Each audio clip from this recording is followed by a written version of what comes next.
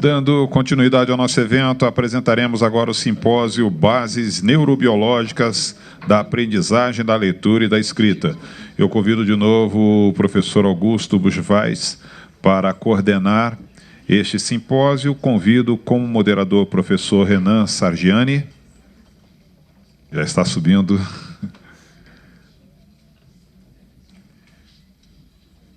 Como palestrante, já está aqui à mesa o seu professor Augusto.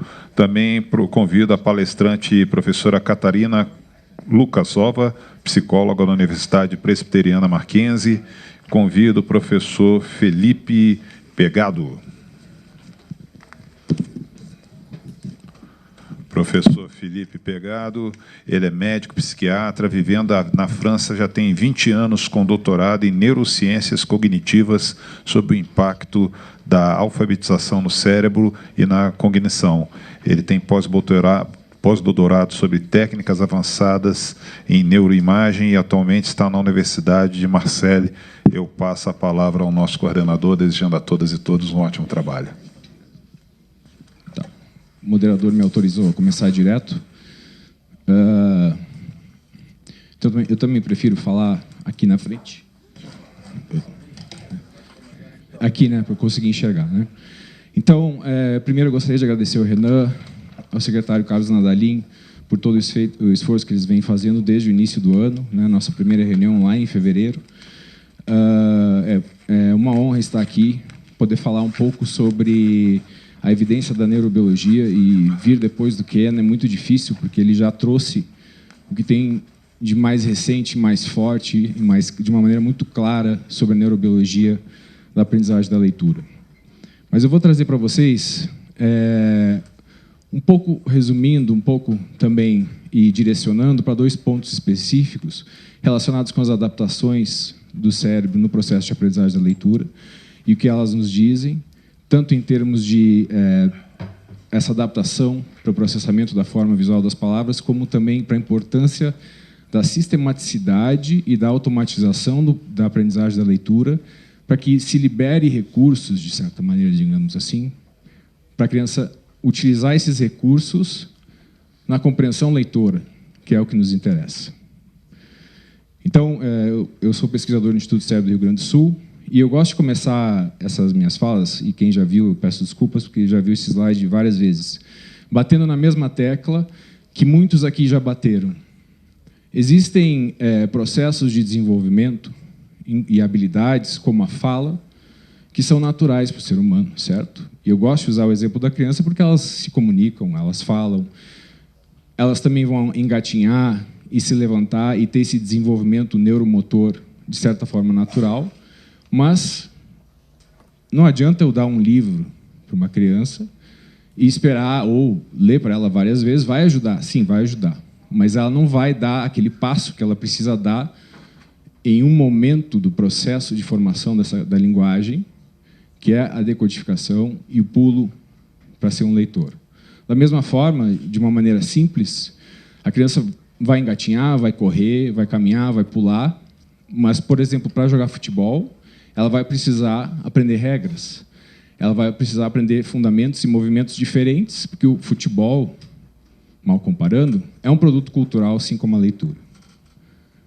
Então, uma questão que eu gosto de trazer, eu acho que, retomando o que já foi falado ao longo do dia de ontem e de hoje, especialmente, né, na palestra muito importante da doutora Linnea Erie, sobre os efeitos, né, e o quão preditor a consciência fonológica e esse ensino sistemático é de sucesso na alfabetização. Né? E aqui até eu peço desculpas para quem entende de estatística, porque quando a gente fala naquele tamanho de efeito moderado que a doutora Erie apresentou ontem, aí você pensa assim, não, mas então é só moderado. O tamanho de efeito moderado de 0,4 que ela apresentou ontem, que serve com o ensino sistemático, né, voltado para as questões do princípio fônico, significa o seguinte: se eu tiver 10 mil crianças seguindo um ensino sistemático, voltado para aqueles pilares, e 10 mil crianças fazendo um outro método mais global, a média das minhas 10 mil crianças no ensino sistemático vai ser maior do que o score de 4 mil crianças do outro grupo. Só a média já vai ser maior.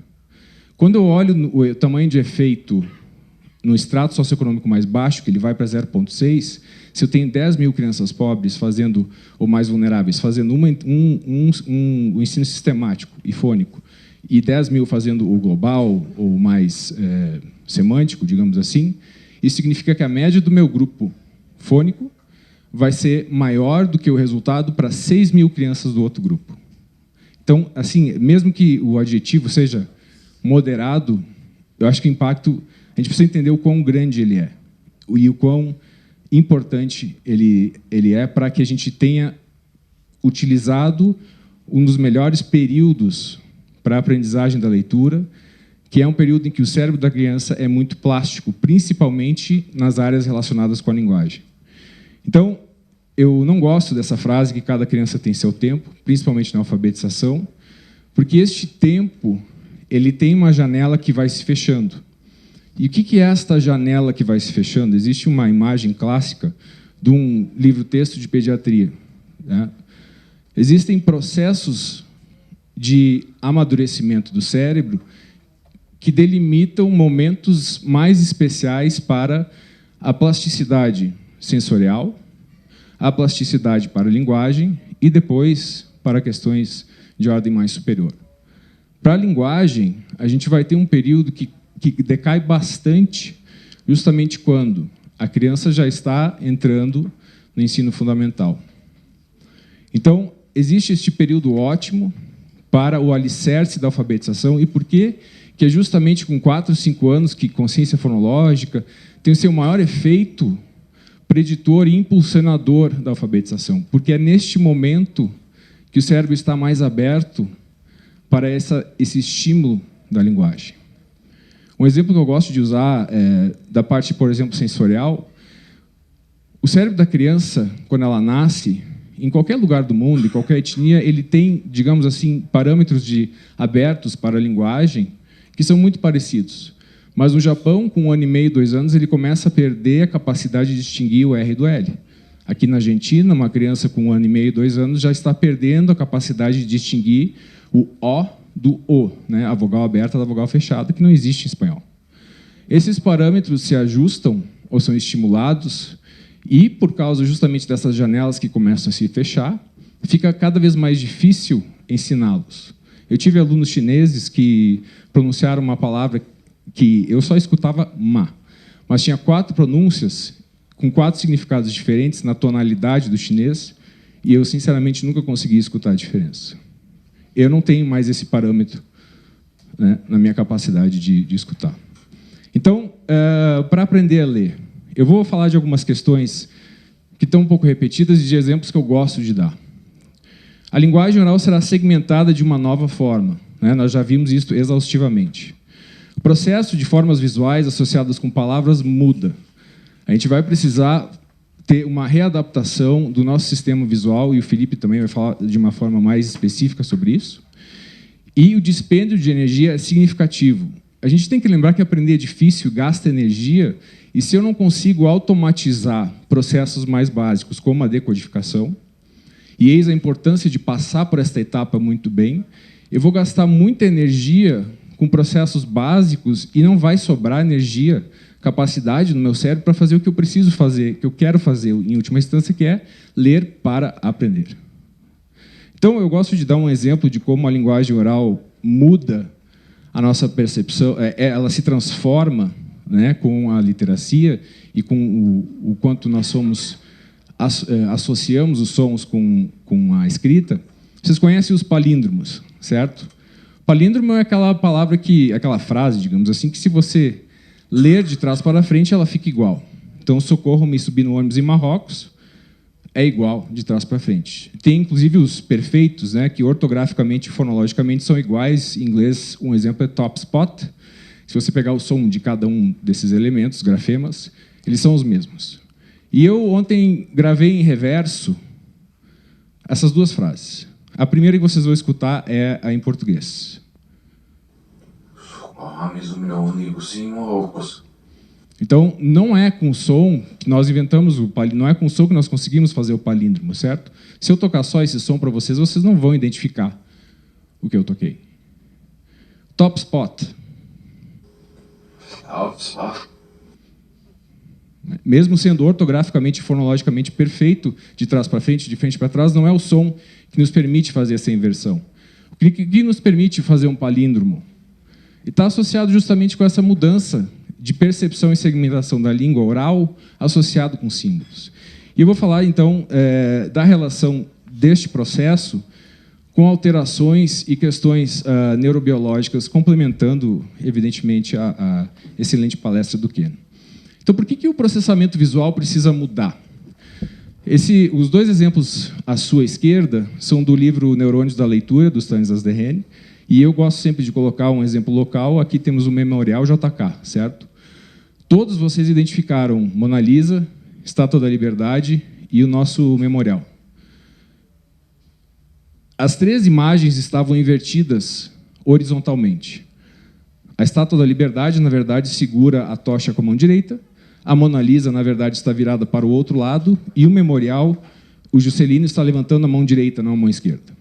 Eu inverti estas imagens propositalmente. A inversão não impediu o reconhecimento das imagens por vocês, porque o cérebro humano ele está programado para, quando processar objetos visuais, e aí inclusos objetos que a gente pode escrever, né, indiferentemente se eles estão orientados esquerda ou direita. À medida que eu começo a fazer mudanças de orientação em outros graus, começa a complicar, certo? Mas essa orientação esquerda e direita não interessa para o cérebro. Mas quando a gente aprende a escrever e a ler, tem um problema aqui, não é mesmo? Em português, por exemplo, com letras minúsculas, no nosso sistema alfabético, nós temos um símbolo que é uma bolinha em um risco, que ele tem inversões horizontais e também verticais, mas horizontais muito importantes em termos do que ele significa como grafema. E a criança, quando ela começa a escrever, ela começa também, às vezes, a espelhar. E é natural espelhar, mas é um momento pelo qual ela tem que passar. E o Felipe vai trazer uma questão muito importante sobre isso, sobre uma intervenção que eles desenvolveram. Então, é preciso que haja uma mudança no processamento do cérebro da criança, tanto de objetos visuais, especificamente da linguagem, e da linguagem oral.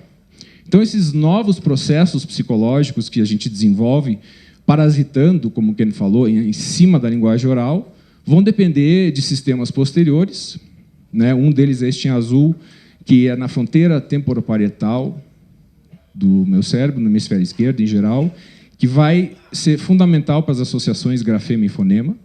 E outro é o que está em vermelho, que é a chamada área da forma visual das palavras. Não é a área visual da forma das palavras, gente, é a área da forma visual das palavras, mas que ela tem a ver com identificação específica da forma de palavras. Quando a gente olhar para uma palavra, é esta região que vai nos ajudar a saber que, bom, agora esquerda e direita importa. Para todo o resto, continua não importando. Evidentemente que vocês aprendem a ler e não deixam de identificar imagens invertidas, como vocês já viram. A automatização, e sobre isso a Caterina vai falar bastante também, que está relacionado com essas capacidades e a importância da automaticidade, a importância de desenvolver as habilidades fundamentais. Vejam que a criança, isso aqui são imagens de crianças brasileiras que estão lendo muito bem, e quando elas estão lendo palavras relativo a outras crianças que não estão lendo tão bem, a gente às vezes pode pensar, não, mas quem está fazendo maior esforço é o mau leitor. Não necessariamente. O bom leitor também, no início do processo, existe uma característica de ativação anterior do cérebro que, com a automatização, vai desaparecendo, e a leitura de palavras vai se caracterizar por ativação só dos sistemas posteriores, que a gente mostrou, e vai parar de gastar essa energia para ler palavras. Vejo que essas crianças aqui estão gastando bastante energia para ler palavras, digamos assim. E ela precisa ser redirecionada para processos superiores, diferenciação, memória, senão eu não vou compreender um texto. Então, só para vocês saberem de onde a gente vem, esse é o Instituto do Cérebro, lá no fundo é o campus da PUC, para quem não conhece. Eu vou trazer evidências para vocês agora que também, além de algumas evidências de estudos que já apareceram com o Ken, com crianças brasileiras. Então, desde 2013, graças especialmente à CAPES, nós temos um ambulatório de avaliação de crianças com dificuldade de leitura e já atendemos mais de 700 crianças desde aquele momento, né? Aproximadamente 100 dessas crianças são realmente disléxicas. Então, é evidente que aparecem muitas crianças com muitos outros problemas. E mais ou menos 70 nós temos participantes de um estudo de neuroimagem. Eu também vou trazer para vocês o nosso primeiro artigo de neuroimagem com crianças disléxicas brasileiras, que se encaixou muito bem na evidência mundial. O que a gente já falou sobre dislexia, eu gosto de enfatizar a importância dos níveis que a gente observa, que a gente teoriza e conceitua, né, o nível psicológico, e o nível neurobiológico, onde a gente procura essas diferenças e ajuda a tentar informar os níveis superiores. A leitura, inesperadamente, é a palavra-chave, lenta, imprecisa e laboriosa, processos psicológicos e associativos com muita dificuldade e alteração no funcionamento de sistemas posteriores. E por que falar da dislexia? Primeiro, para enfatizar de novo esta questão de que a leitura não é natural para o ser humano. O disléxico ele só existe porque inventamos a escrita, certo? Afora isso, é uma criança com capacidade intelectual normal, capacidade de compreensão de narrativas, de histórias normal. O que ela não consegue é decodificar e ler com a velocidade que ela precisa, mesmo que ela tenha recebido toda a oportunidade que ela deveria receber, certo? Eu tenho um exemplo aqui de um menino que veio no nosso ambulatório, e é bastante difícil de pegar a frase que ele vai ler, mas é para trazer para vocês o que é uma criança com dislexia.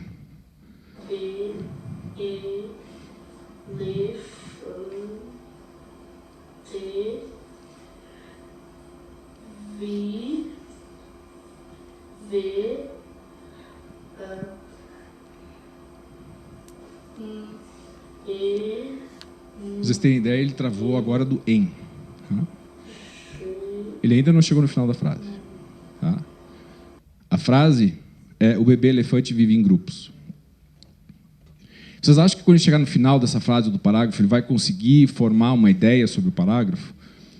Assim, ele, como muitas crianças que leem devagar, elas vão chegar no final, elas não vão conseguir. A dislexia do desenvolvimento, obviamente, ela tem uma origem neurobiológica. É diferente de questões que a gente apresenta, problemas que nós temos no Brasil, de crianças que não estão lendo adequadamente, né, na porcentagem que a gente tem, porque a dislexia afeta de 5% a 8% no máximo. Né?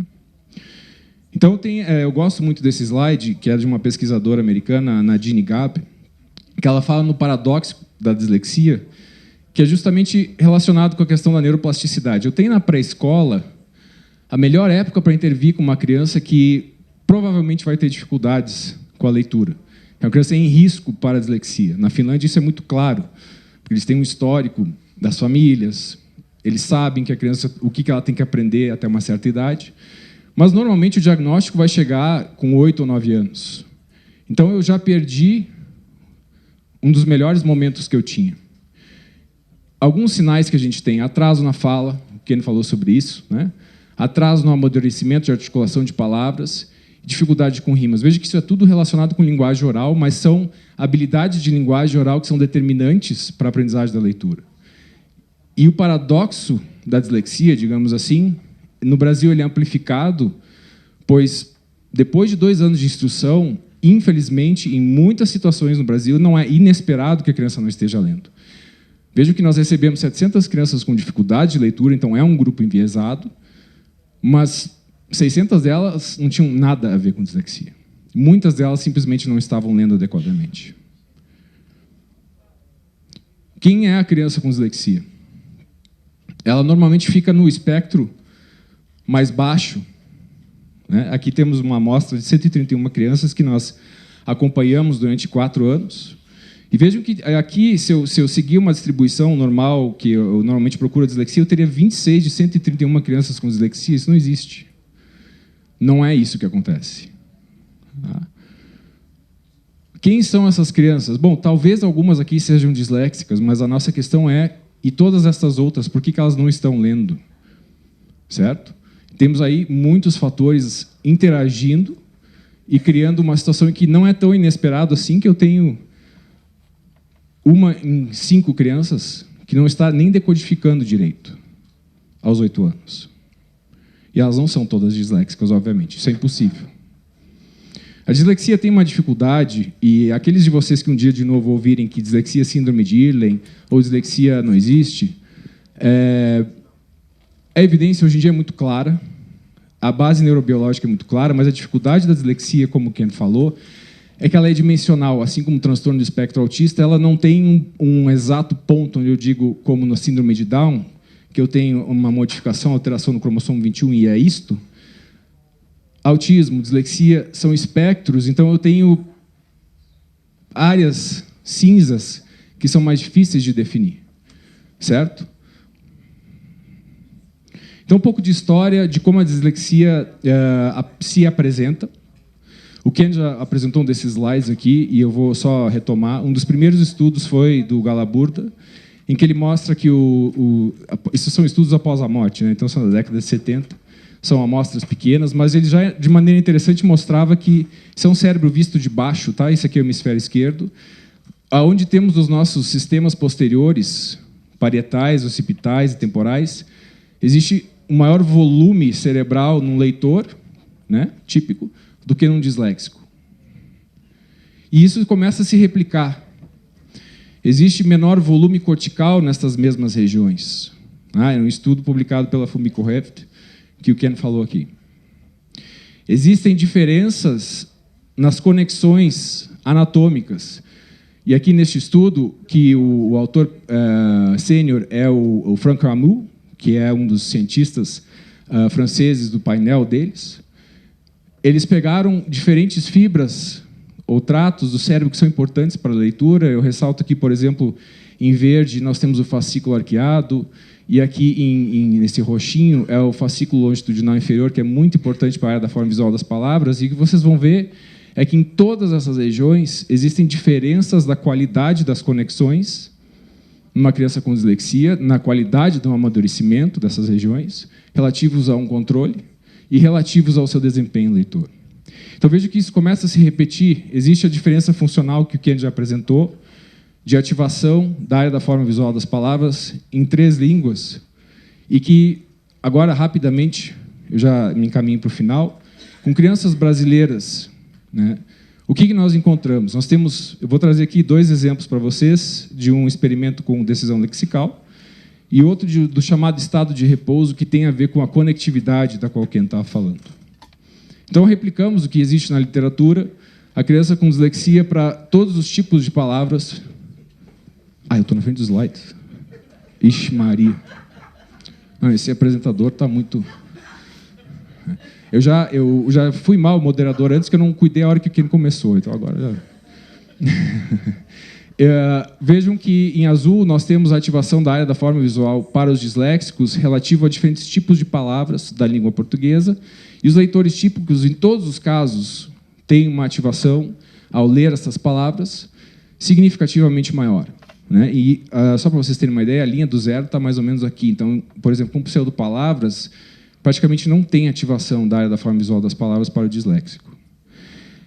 E no estudo do estado de repouso, e aí converso com o Ken falou sobre conectividade, o cérebro da criança disléxica em repouso, comparado com o de uma criança que está lendo bem normalmente, ele apresenta uma diferença importante na conectividade da área da forma visual das palavras com essa região do cíngulo posterior, que é chamado o hub de entrada para o cérebro em repouso. O cérebro em repouso ele tem uma rede default, que a gente chama rede padrão, e, em relação a esta rede, a porta de entrada seria o cíngulo posterior. Vejam que no cérebro disléxico não existe conversa entre este hub e a área da forma visual das palavras, ou a região occipitotemporal, em repouso. No leitor típico, sim. Então, tudo isso são evidências que se replicam, se repetem, e, como o Ken falou, nós temos que ter muito cuidado, mas elas já começam a trazer informações importantes. Eu trago aqui também um experimento que, graças ao Haskins, graças à ponte que o Haskins faz com pesquisadores do mundo todo, e a Mariana, que é minha doutoranda, que está por aqui, faz parte desse trabalho, nós temos um experimento que as crianças leem palavras, elas veem símbolos, elas escutam palavras e escutam palavras sintetizadas que são incompreensíveis. E os dados que a gente está juntando são de crianças dos Estados Unidos, brasileiras e da Polônia. O que eu vou trazer bem brevemente para vocês aqui é a junção dos bons leitores brasileiros e dos bons leitores dos Estados Unidos, e aonde que os bons leitores têm mais ativação significativamente maior do que os maus leitores ou leitores com dificuldade, tanto em inglês como em português. Vai acabar agora. Tá? A área da forma visual das palavras. A nossa criança não é diferente. Certo? Quando ela tem a oportunidade, como ela se desenvolve e o desempenho que ela atinge é o desempenho que qualquer outra criança atinge no mundo todo. E o cérebro também não é diferente. O secretário falou, será que a nossa criança não é tão capaz? É óbvio que esse não é o problema. Tá? Então, encerrando, o tempo da alfabetização, tá? Ele é importante porque existe um momento de plasticidade determinante para que os alicerces sejam desenvolvidos. A alfabetização e a aprendizagem da leitura não são naturais, isso já batemos muitas vezes. A importância da sistematicidade para que a gente libere recursos para ler para aprender, porque se eu estou gastando meu recurso com decodificar a frase, eu não vou entender o texto. E, por fim, tudo isso do que a gente fala se associa com adaptações, e quando esse processo é disfuncional, a gente também encontra ausência de adaptações. Mas, como o Ken falou, agora a gente precisa dar o próximo passo, uma explicação mais aprofundada sobre a real causa dessas dificuldades. Eu tenho que agradecer a todos aqui, a agência de financiamento, meus alunos, e especialmente ao Ken, aqui com uma foto com meu filho ontem. E, gentilmente, o Bernardo, essa noite, dormiu 6 horas. Acho que o Ken conversou com ele. E o papai pôde vir mais descansado. Mas muito obrigado. Tem muita gente envolvida aqui.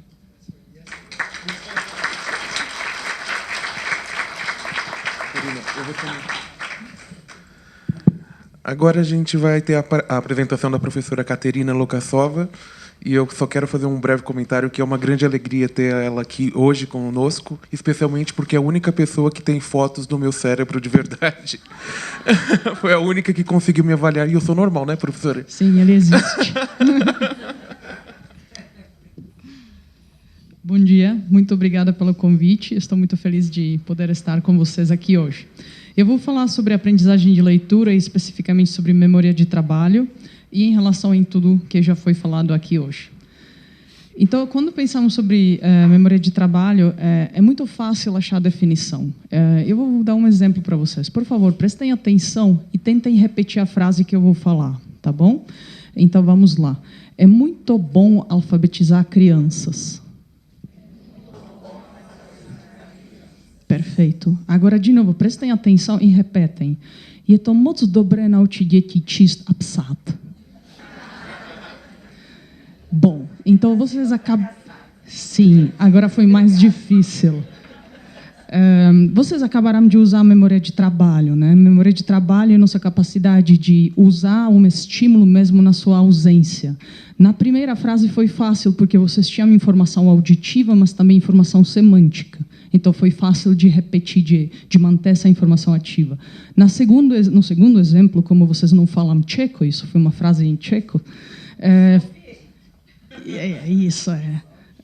foi muito mais difícil, porque vocês podiam usar apenas representação sonora, né, dessa informação. E aí isso tornou a tarefa quase impossível. Então, quando tratamos de informação linguística, de acordo com diversos modelos de memória de trabalho, nós usamos memória de trabalho fonológica. E nós sabemos, estudos cognitivos mostram que a nossa capacidade de reter estímulos na memória fonológica, a memória de trabalho fonológica, é limitada, né? Em média, 7 estímulos, 2 para cima, 2 para baixo. O Ken falou muito sobre a importância da linguagem. E eu vou tentar, então, trazer essa visão de memória de trabalho fonológica em relação à linguagem. Memória de trabalho é muito importante para a linguagem, né? E porque é o que mantém essa informação ativa para que algo possa ser repetido, algo possa ser repassado para a memória de longo prazo. Aqui temos um dado de estudo do Kovelman e colaboradores, que avaliou o que vocês fizeram, como que ativa o cérebro na repetição de palavras e pseudopalavras dentro da ressonância magnética funcional. O que eles encontraram entre diversas áreas relacionadas à MTF, memória de trabalho fonológica, o que mais ativou na repetição de pseudopalavras, então a frase tcheca, né, é a área do temporal, né, o suco temporal superior. E essa ativação ela foi progressivamente maior com o aumento na dificuldade dessas palavras. Então, por exemplo, com o aumento no comprimento de pseudopalavras. E a ativação também se correlacionou, esse dado que temos no gráfico, com desempenho nas tarefas parecidas, tarefas comportamentais voltadas para a memória de trabalho. Tá? Então, aqui temos uma evidência de que é o giro temporal superior e, como quem falou, nele temos a área auditiva primária. Né? Então, é uma região que lida com a mesma propriedade sensorial da fala, né? Ela ativa e está de maneira específica ligada com memória de trabalho fonológica. Como que a MTF então tem relação com a leitura? Tá?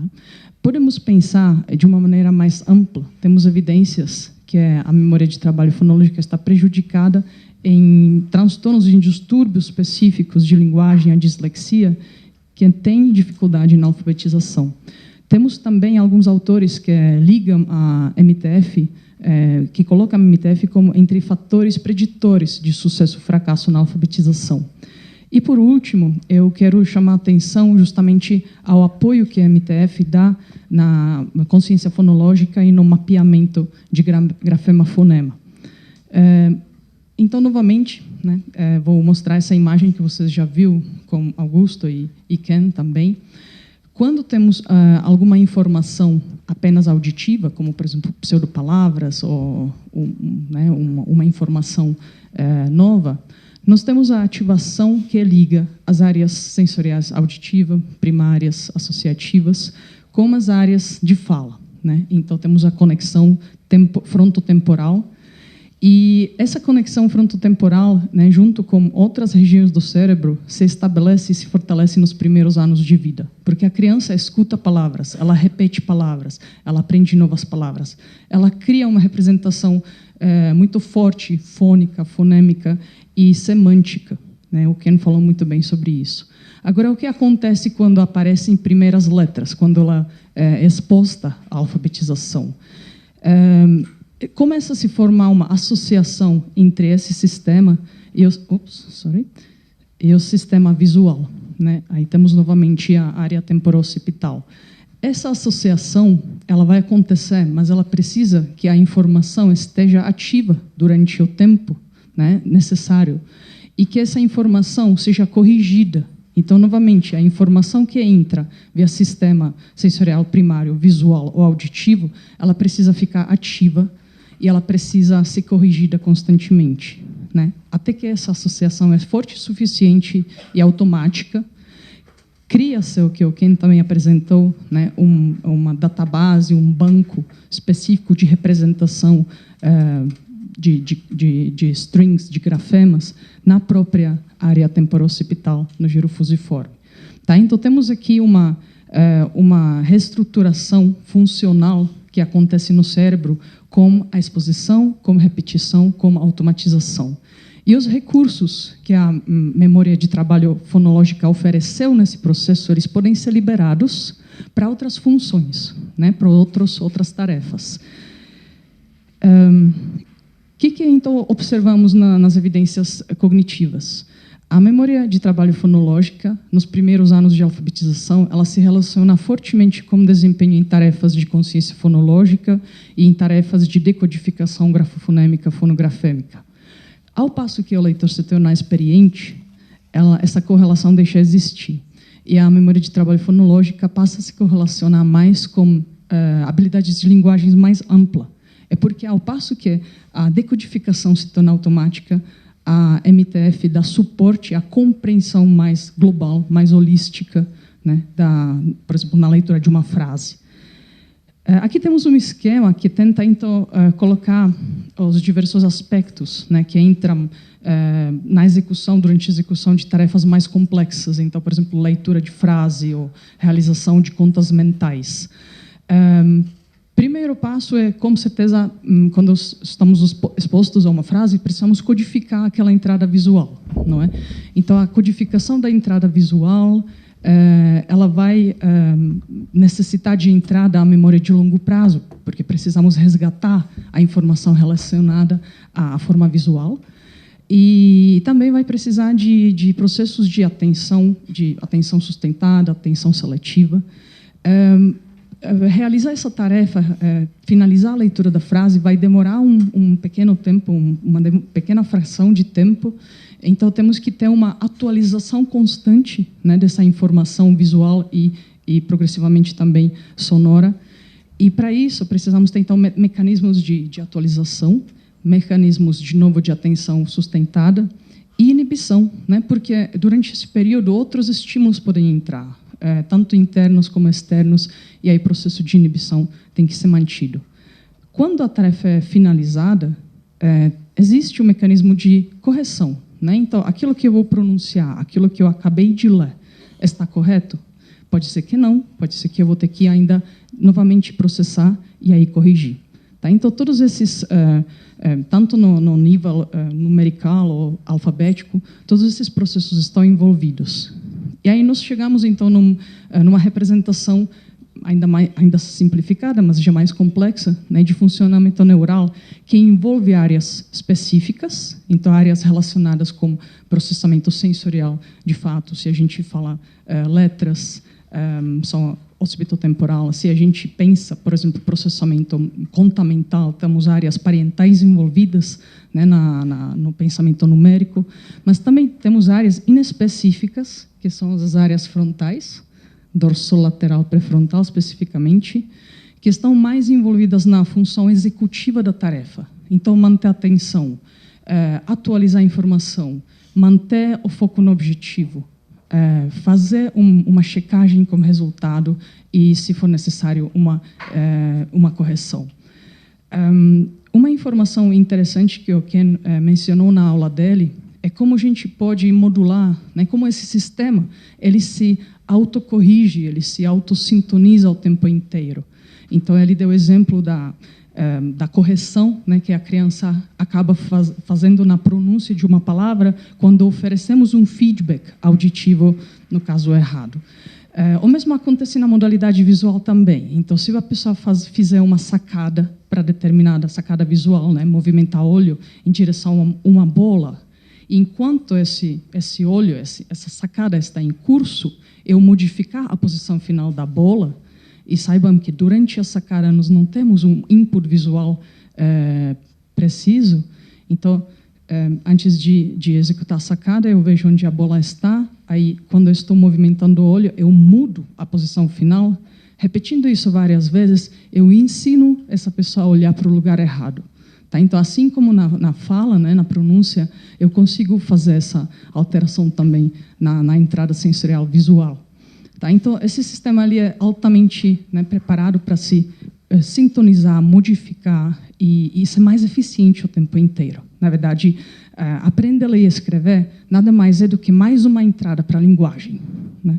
Isso é importante. Talvez vocês já estão cansados de ouvir da importância do ensino direto, voltado para mapeamento grafema-fonema e consciência fonológica. Mas por que isso é importante? Não queremos criar máquinas sonoras de crianças andando por aqui falando p-a-t, o-pato, m-a-t, o-mato. Com certeza isso não é o objetivo.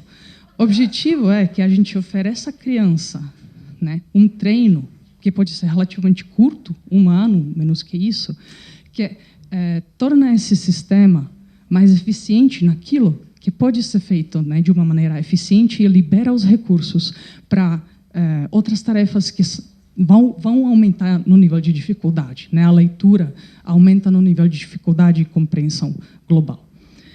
Muito bem. Então, nós podemos avaliar os componentes de memória de trabalho.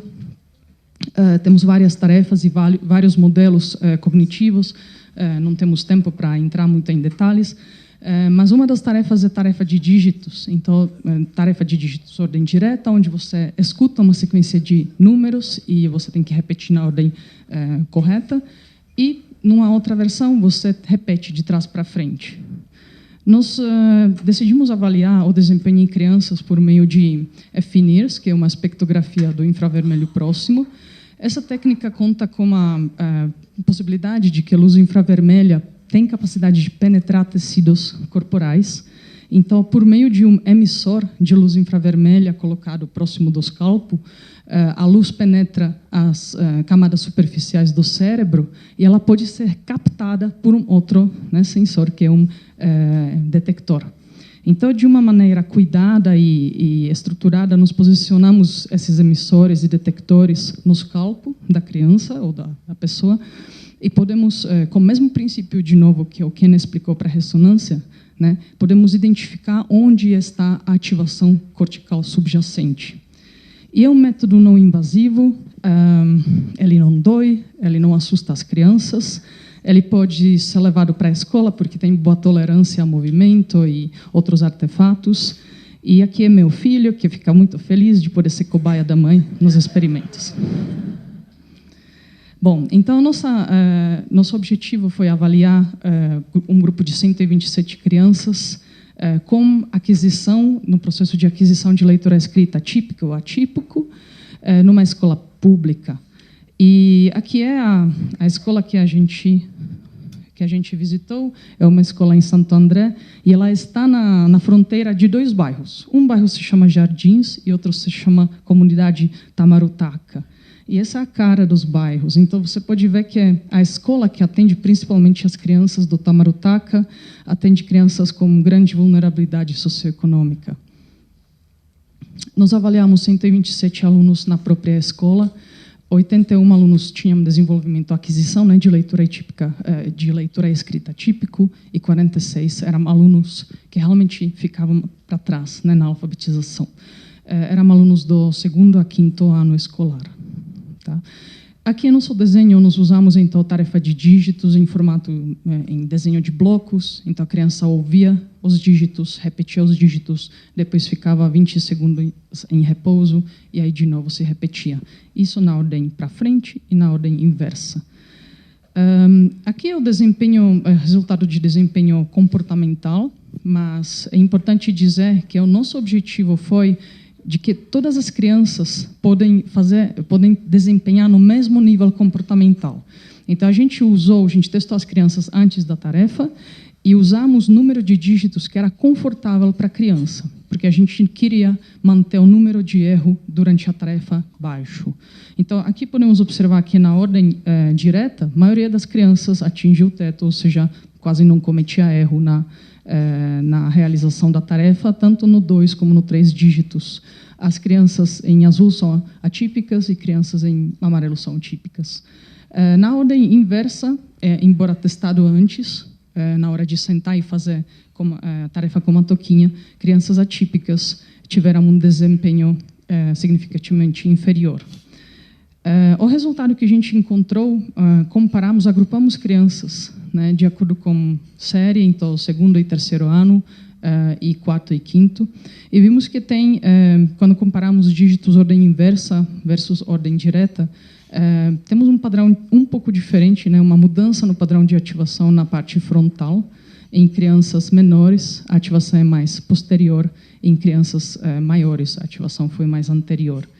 Quando comparamos crianças com desenvolvimento típico, então aquelas que necessitam de reforço escolar na leitura escrita, nós encontramos diferença tanto para os dígitos ordem inverso como direto, mas apenas nos dígitos ordem direto a diferença foi significativa.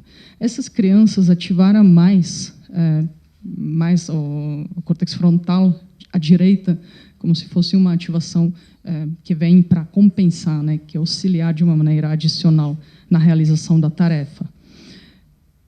Bom, esses resultados são preliminares, nós fizemos muitos testes neuropsicológicos, então podemos fazer mais correlações. E também essas crianças estão em um programa de reforço escolar com uma ferramenta computadorizada, e vão continuar, né, sendo avaliadas, inclusive como Finirse. Então, esperamos talvez encontrar também aquele momento que o Ken falou, né, quando a criança pega no tranco e aí sai do atraso. Por enquanto, podemos concluir que, então, aprender, ir para a escola, ser alfabetizado, ser exposto à aritmética, matemática e todo o conhecimento muda padrão de ativação frontal relacionado à memória de trabalho. Existem diferenças funcionais em leitores com desenvolvimento esperado e atraso na alfabetização. E, de forma mais ampla, quando falamos sobre memória de trabalho, os estudos mostram que dependem, né, esses mecanismos dependem muito da interação de funções como atualização, atenção, representação sensorial e interação com informação de memória de longo prazo. Temos, de termos neurofuncionais, temos regiões específicas, muito ligadas com processamento sensorial, que atuam, e as áreas não específicas ligadas mais com processamento mais funcional, né? Atividade de funções executivas. A capacidade é limitada, ela tem um formato de desenvolvimento em curva U invertida, né? Então a criança tem capacidade menor do que um adulto, e aí depois chegamos no nosso auge e começamos a declinar por volta de 50 anos. Mas a capacidade de memória é treinável. Tá? E ela se treina, infelizmente, desculpem. Mas essa capacidade é treinável e ela se treina nas suas propriedades sensoriais básicas. Então, treino de consciência fonológica, treino de visual, né? De percepção visual, como a gente falou, perceber detalhes, por exemplo, relacionados às letras, que o Felipe vai falar, são mecanismos importantes na melhoria desse sistema complexo. Muito obrigada. Aqui é toda a equipe, docentes e alunos da universidade, e obrigada.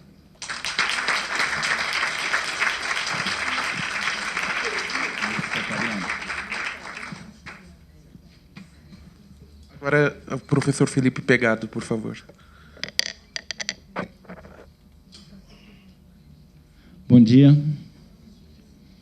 Isso é legal, aqui no Brasil as pessoas respondem o bom dia. Lá fora ninguém responde, não.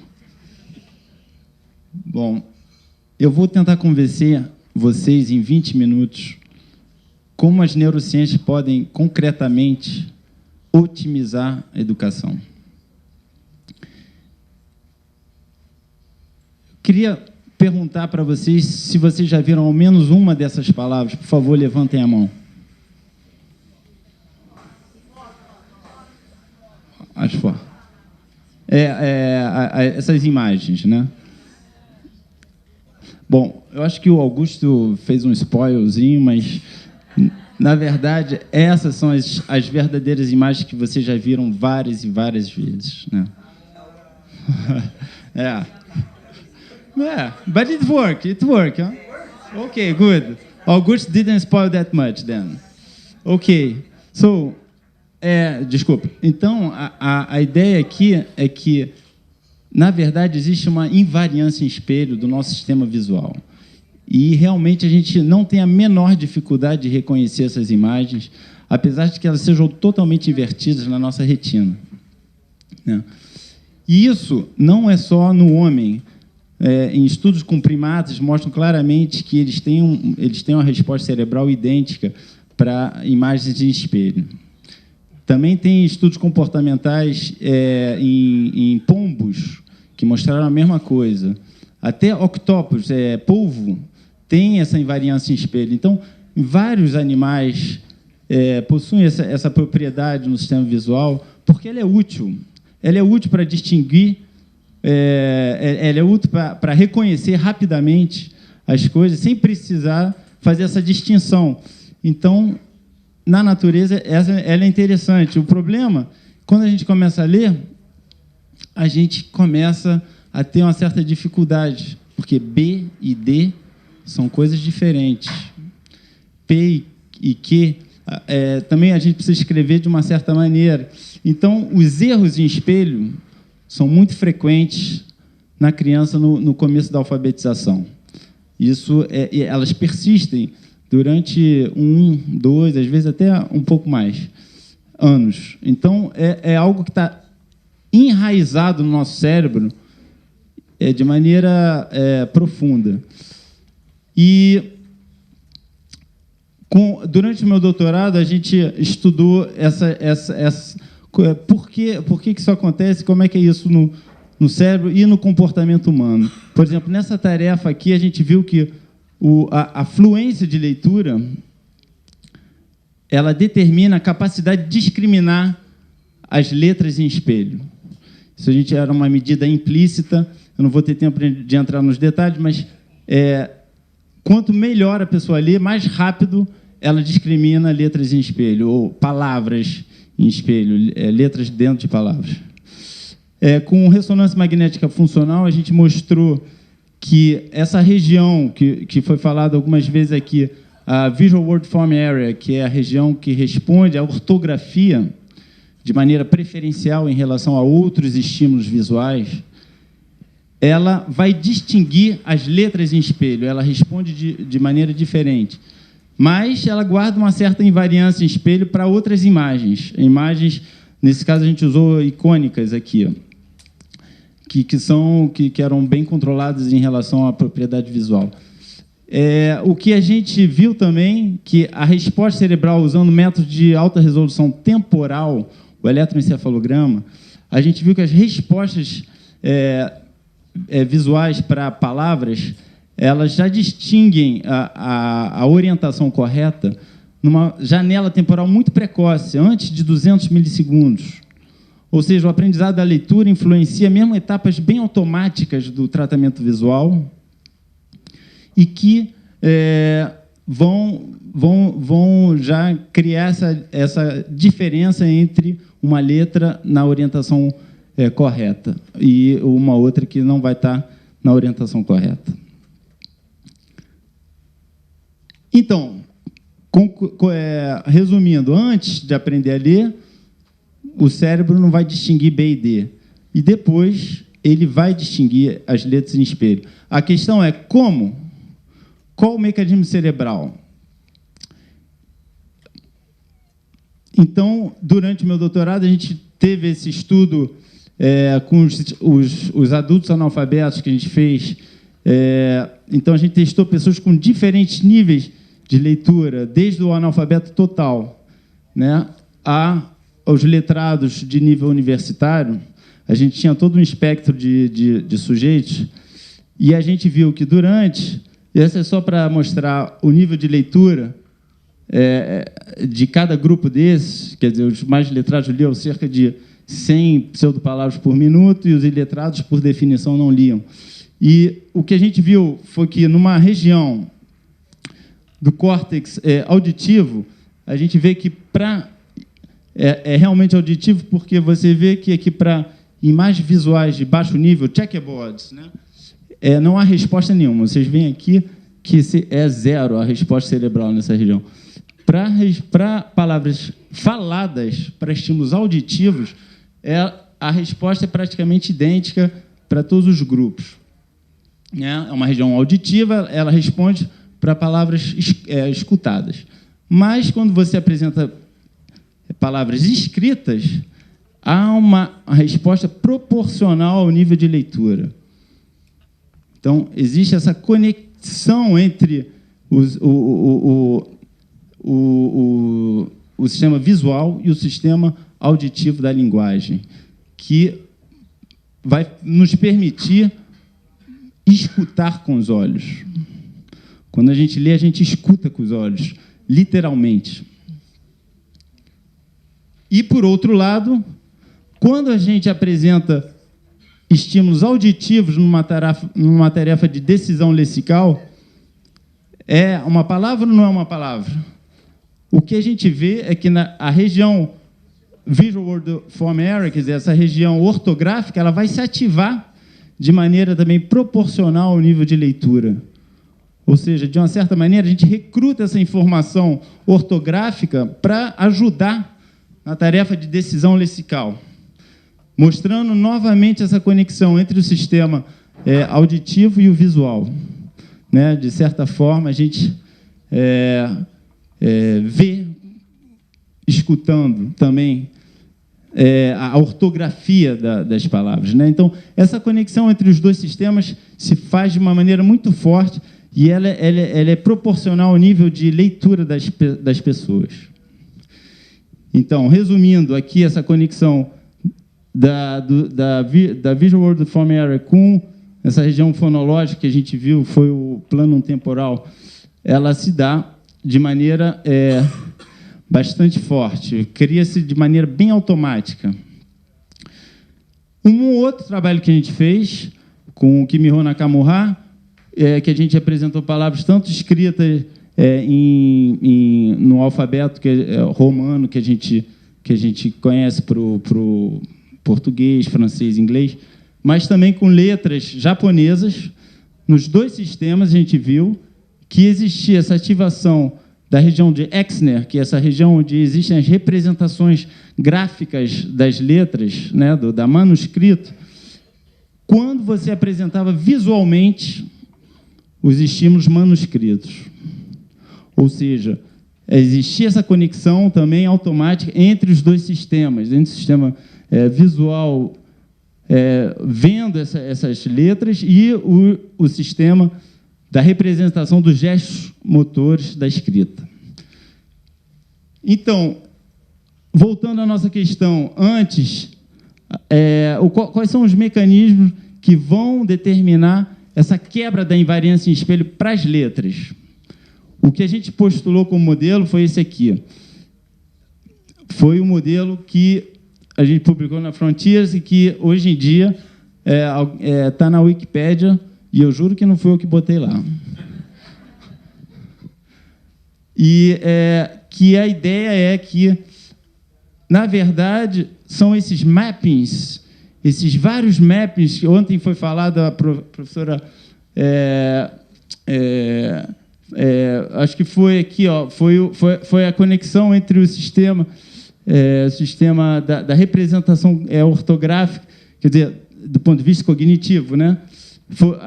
Como era importante a consciência fonêmica e a representação ortográfica da escrita nessa conectividade, como uma influencia a outra, né? Então, o que a gente imaginou foi que todos esses sistemas vão ajudar o sistema visual a distinguir B e D, P e Q, porque são gestos diferentes, são sons diferentes, são pronunciações diferentes. Então, na escola, tipicamente, isso vai ajudar a criança a quebrar a invariância em espelho.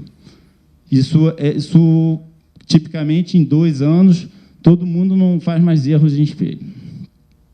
Então, o que a gente fez? Com o Siddhartha Ribeiro, do Instituto do Cérebro de Natal, a gente falou, então vamos testar isso. Vamos ver se esse modelo é verdadeiro.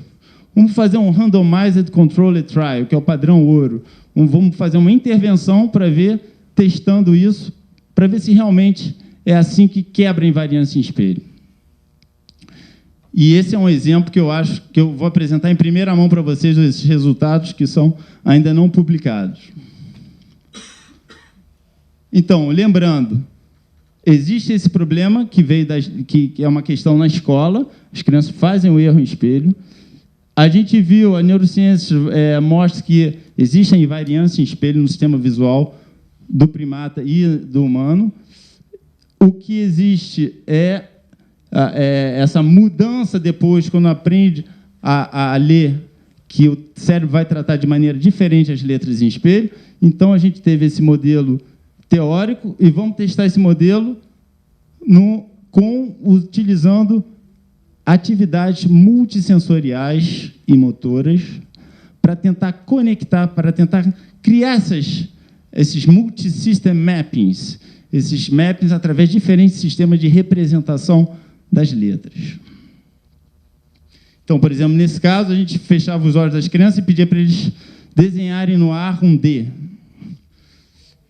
Ele está escutando, ele está traçando, ele está provavelmente fazendo uma imagem mental também. Então, Outra coisa, a gente fechava os olhos e desenhava na mão das crianças uma letra e pedia para eles adivinharem. Nesse caso, eles estão escutando, eles estão falando, estão pronunciando a letra. Então, vários sistemas estão sendo conectados, estão criando essa correspondência entre esses sistemas, né? E o meu amigo, o meu colaborador, o Siddhartha, ele é expert em sono. Então, o que a gente fez foi de que, logo após o treinamento, parte das crianças iam dormir, para ver se esse sono pós-training ia consolidar melhor o aprendizado a longo termo. 4 meses depois, a gente ia testar isso também. Então, a gente começou, e o teste que a gente utilizou foi o teste standard, a tarefa visual que a gente já tinha utilizado em várias outras pesquisas, que é uma tarefa simples de same different. A criança tem que dizer se é a mesma letra que vai ser apresentada 2 vezes, ou se ela é diferente, por exemplo, aqui ela é idêntica e aqui ela é diferente. Ela tem que dizer diferente nesse caso. A gente tem a condição controle, que são os símbolos, e então aqui são os resultados das respostas corretas, é o tempo de resposta. A gente vê que todos os 4 grupos, eu vou explicar os grupos agora, eles têm o mesmo nível no baseline. Esse aqui é a primeira, é antes da intervenção. Então, vocês podem ver que a gente tem o primeiro grupo, o em branco é o controle clássico, eles não vão fazer nada depois, durante a intervenção, e a gente vai medir depois, eles servem como controle. Nós temos um controle ativo, que são crianças que vão fazer o mesmo treinamento multissensorial, mas com letras não espelho. Eles vão fazer, por exemplo, eles vão treinar para distinguir A e X. Enquanto que as crianças do treinamento em azul aqui, a do treinamento mesmo, vão fazer para distinguir B e D, específico para as letras em espelho. E o grupo em vermelho, ele treina e depois dorme. O treinamento durou 3 semanas, meia hora por dia. Então, depois dessas 3 semanas, a gente pode ver que o tempo de resposta para essa tarefa, na condição crítica, que é a mirror, aqui para as letras, a condição em espelho para as letras, a gente vê que os grupos que treinaram, esses 2, ficaram respondendo bem mais rápido. Aqui são só as respostas corretas que são consideradas. Eles reduziram o tempo, ainda mais aqui o que treinou e dormiu. É bem mais fácil para eles de verem que 2 letras são diferentes quando elas estão em espelho. 4 meses depois, a gente vê que o que treinou, mas não dormiu, ele perdeu um pouco já perdeu bem até. E o que treinou e dormiu não perdeu nada. Está intacto o aprendizado. A gente falou, mas será que é verdade mesmo? Bom, esse aqui é um estudo, não tem tantas crianças, vamos replicar isso. Segunda réplica, baseline idêntico, de novo, os que treinaram melhoraram, ainda mais o que treinou e dormiu, e 4 meses depois a mesma coisa. O que treinou e não dormiu perdeu, e o que treinou e dormiu não perdeu nada. Aí a gente falou, bom, esse negócio é sério. Então vamos pré-registrar e vamos fazer a terceira réplica. A gente pré-registrou o estudo e a gente fez e deu a mesma coisa. A gente falou, bom, o negócio é sério mesmo. Então, aqui a gente viu que o sistema visual reconhece bem mais facilmente essa orientação espelho para as letras. Eu não estou mostrando aqui os acertos, mas é a mesma coisa. Dá a mesma coisa para os acertos, se a gente considera só a accuracy. Um outro teste que a gente fez foi a escrita. Bom, será que isso melhora a escrita? Aprender esse treino multissensorial, será que vai melhorar a escrita? Então, a gente pedia para a criança ver uma letra durante 3 segundos, depois fechava os olhos dela e ela tinha que copiar a letra num papel. E o que a gente viu foi exatamente a mesma coisa. O nível de erro no baseline é idêntico de todos os grupos, e quando os grupos que treinaram, eles tinham praticamente 0 erro, logo depois, 3 semanas depois. O problema é que, 4 meses depois, os que treinaram e não dormiram já tinham perdido a metade do que eles tinham aprendido. Mas os que tinham dormido não perderam nada, eles estavam intactos, 0 erro. Um impacto incrível. Então, isso é em relação aos erros. Mas agora vem a questão, mas será que isso ajuda para a leitura em si? Será que... Ok, a gente viu que realmente o treinamento funciona para discriminar letras em espelho. O treinamento tem um impacto na escrita. As crianças fazem menos erros em escrita, mas será que ajuda a ler melhor? Porque, finalmente, é isso que é o que a gente deseja mais, que a criança possa ler mais rápido, possa ler mais fluentemente. São crianças do primeiro ano. Então, o que a gente viu foi o impacto na velocidade de leitura. A gente deu uma lista de palavras, uma lista de pseudopalavras, e os resultados aqui é a média entre as duas listas. E eu vou mostrar para vocês que isso foi medido 4 meses depois. Né? 4 meses depois, qual é a velocidade de leitura para essas crianças? Aliás, 4 meses... A primeira réplica, na verdade, foi 1 ano depois. As outras 2 foi 4 meses depois, porque a gente não acreditou nos resultados e tal. Aí a gente foi recuperar os alunos mais tarde para testar. Então, ó, aqui a gente está vendo que o grupo que treinou e dormiu, em vermelho, de novo, ele realmente está lendo 2 vezes mais rápido que os outros, nas 3 réplicas. Enquanto que o azul, nesse caso aqui, ele é um pouquinho melhor do que o controle, mas, na verdade, tipicamente eles perdem tudo 4 meses depois. Quer dizer, não há um impacto que fique 4 meses depois se elas não tiveram essa consolidação pós-training, após o treinamento. E agora é a parte mais importante, mais crítica aqui, que a gente foi ver. Mas, para realmente saber se foi o treinamento que melhorou o nível de leitura, a gente precisa saber se a melhora no tempo de discriminação espelho na tarefa visual correla com a velocidade de leitura que a gente mediu. E foi exatamente o que a gente viu.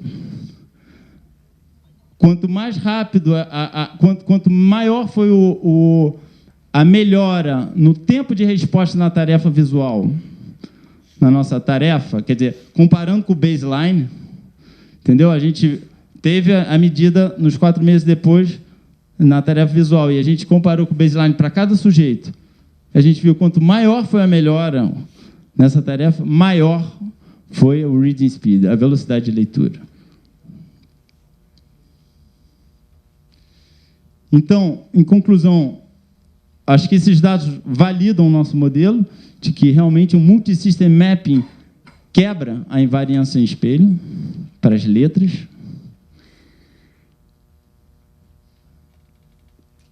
E que esse treinamento... E tem uma implicação prática, né?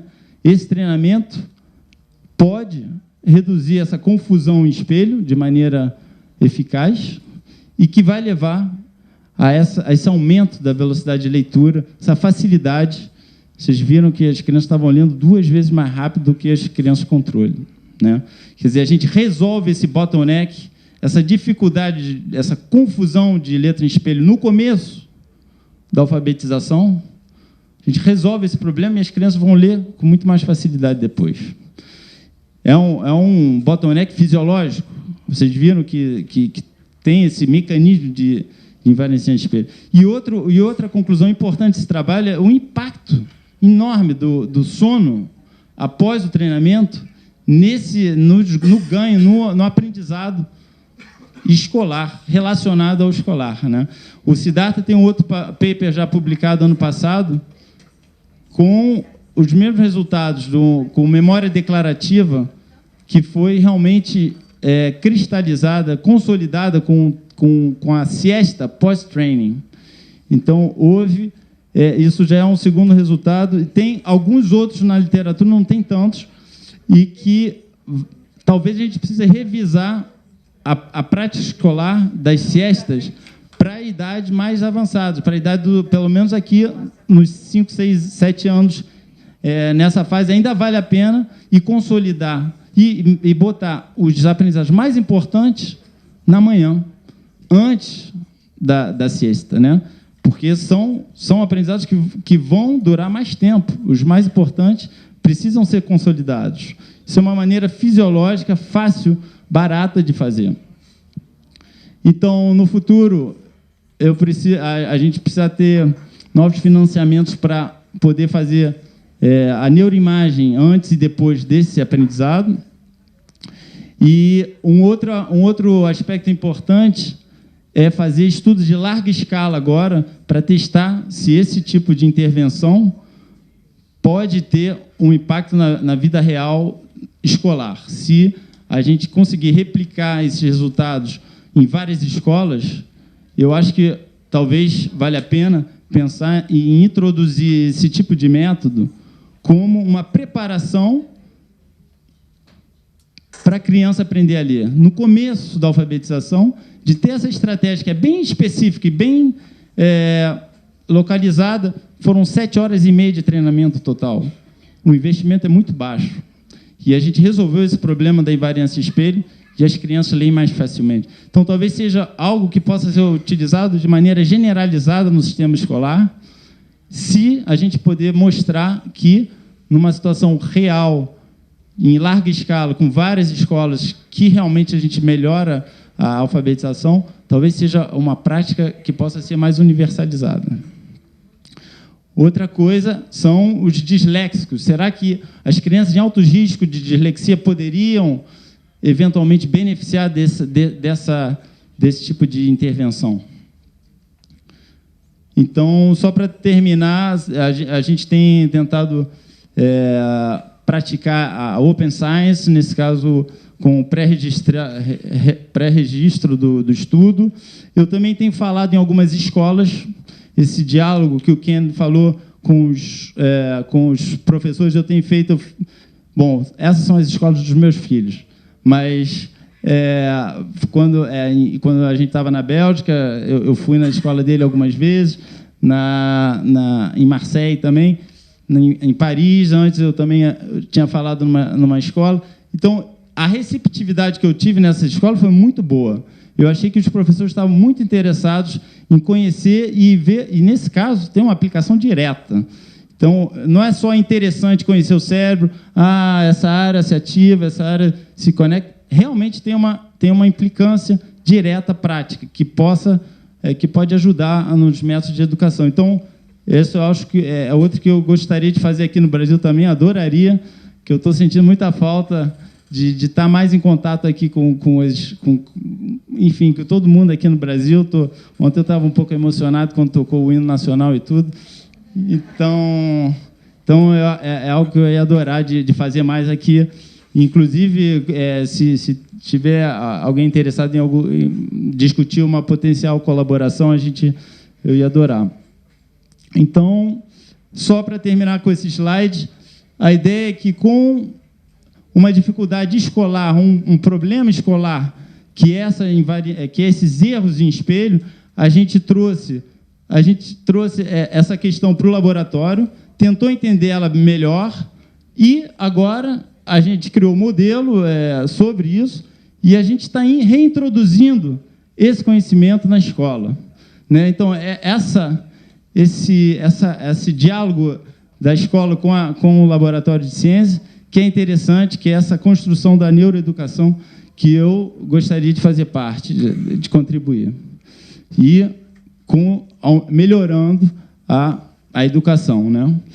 E para que as gerações futuras possam beneficiar desse conhecimento, dessa transformação das práticas escolares de maneira otimizada. Eu acho que a escola do futuro vai ser muito mais fisiológica. Ela vai levar em conta a fisiologia do cérebro para criar métodos mais eficazes. Obrigado.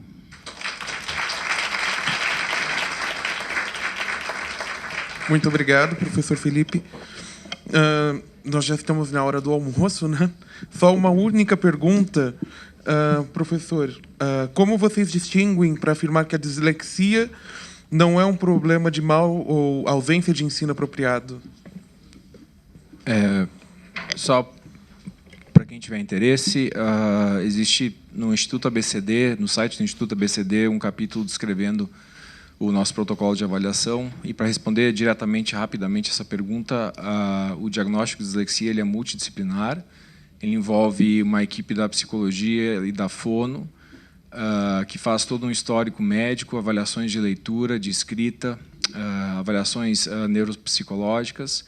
Então, eliminando situações outras que possam estar na raiz da dificuldade de leitura, a gente estabelece o diagnóstico, a hipótese diagnóstica, e essa criança retorna 6 meses depois de ter feito uma intervenção também, para confirmar o diagnóstico. Então, realmente, é um processo de muitos profissionais e aos quais eu tenho que agradecer muito, porque todos eles trabalham de forma voluntária com a gente.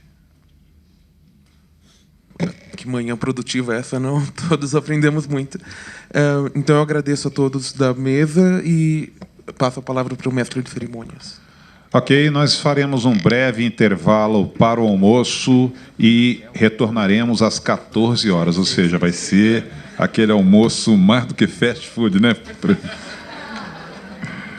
Retornaremos às 14 horas.